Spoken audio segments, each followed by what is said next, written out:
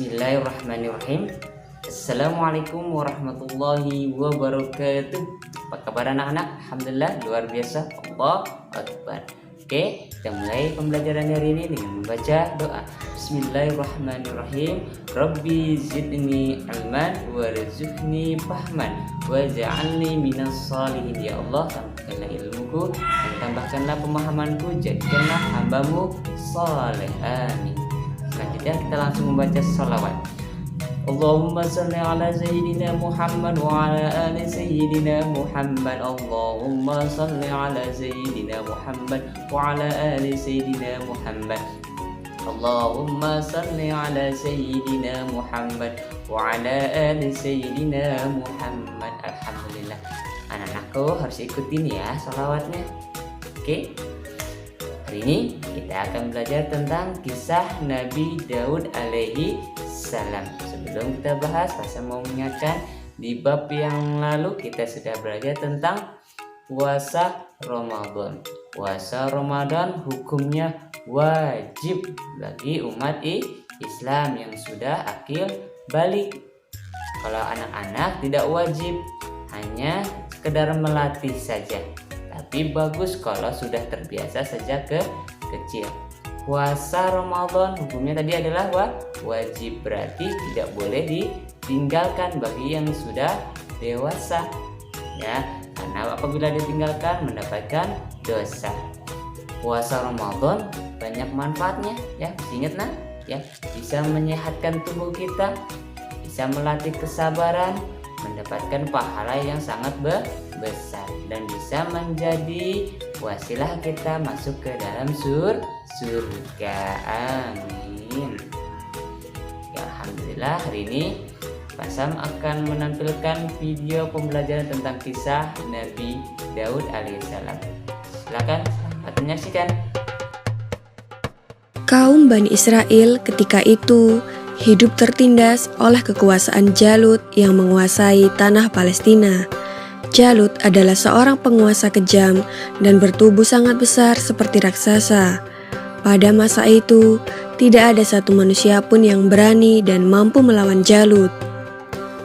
Allah Subhanahu wa Ta'ala kemudian mengangkat seorang penggembala Bani Israel yang bernama Talut untuk menjadi pemimpin kaum mereka, di mana saat itu Bani Israel dikenal mempunyai sifat keras kepala.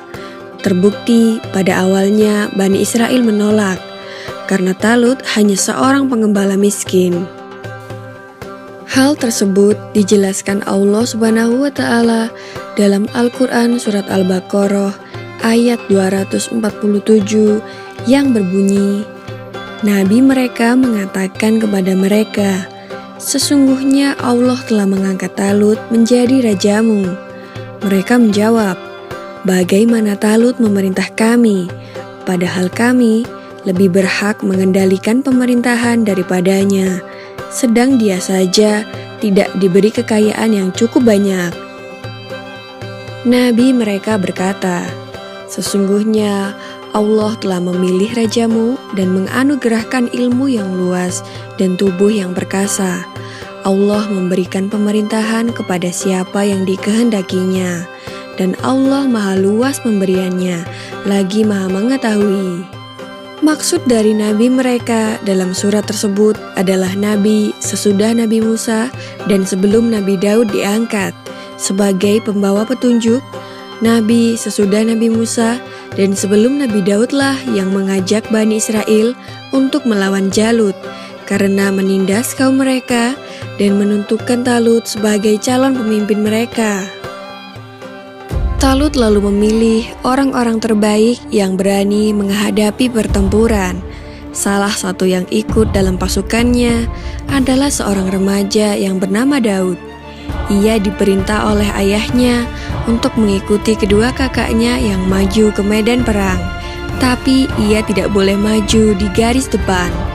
Daud hanya diperintahkan untuk melayani kakaknya ketika lapar atau haus, untuk menyiapkannya makanan dan minuman.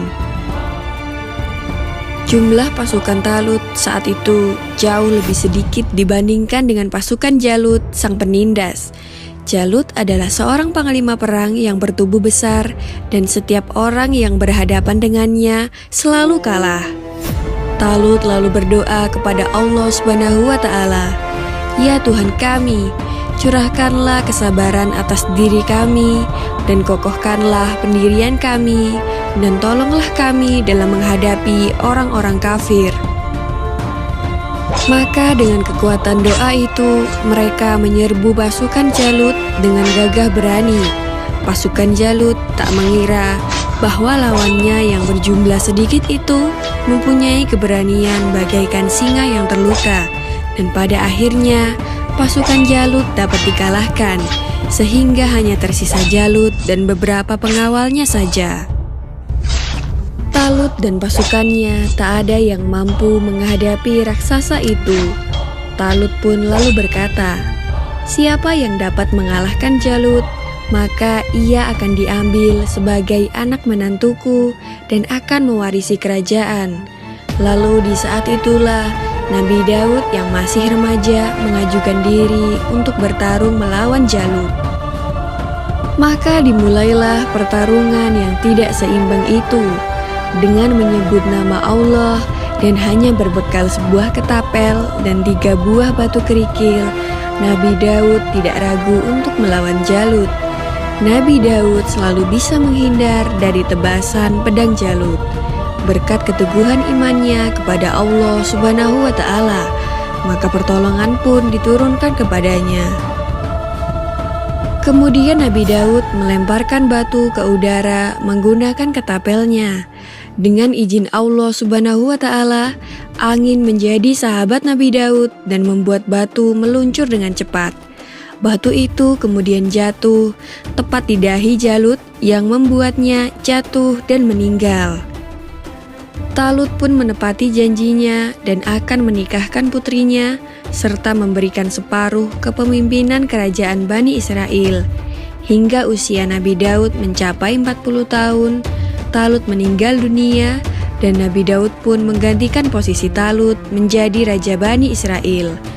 Tak hanya itu, Allah pun mengangkat Nabi Daud alaihissalam sebagai Nabi dan Rasul, serta diturunkan kepadanya kitab suci Zabur.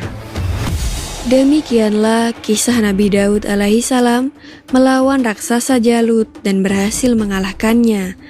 Semoga kisah ini dapat mempertebal iman kita dan semakin percaya terhadap kebesaran dan kuasa Allah Subhanahu wa Ta'ala. Amin ya Rabbal Alamin.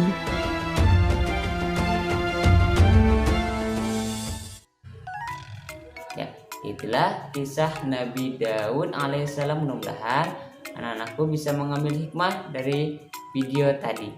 Ya, semoga bermanfaat. Oke.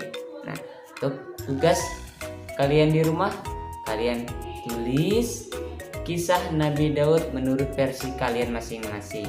Ya, kisah Nabi Daud alaihi salam kalian tulis.